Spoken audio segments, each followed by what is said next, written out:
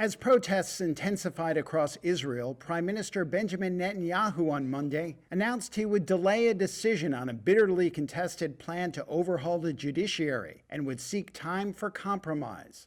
The move comes as fears rise that Israel's worst national crisis in years could fracture his coalition or escalate into violence. In a televised address, Netanyahu said, "Where there's an opportunity to avoid civil war through dialogue, I, as prime minister, am taking a time out for dialogue." Protesters have flooded Israeli streets for weeks to express their opposition to the plan, which would limit the Supreme Court's powers to rule against the legislature and the executive, while giving coalition lawmakers more power in appointing judges. Netanyahu, himself on trial on corruption charges which he denies, has promised to ensure civil rights are protected, but has not backed down from the central thrust of the reforms. His decision Sunday to fire the defense chief for opposing his plans prompted mass overnight protests. White House Press Secretary Karine Jean-Pierre. We welcome this announcement as an opportunity to create additional time and space for compromise.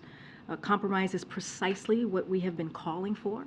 And we continue to strongly urge Israeli leaders to find a compromise as soon as possible. The crisis is among the worst in Israeli domestic political history and comes amid escalating violence in the West Bank, where more than 250 Palestinian gunmen and civilians and more than 40 Israelis have been killed in the past year.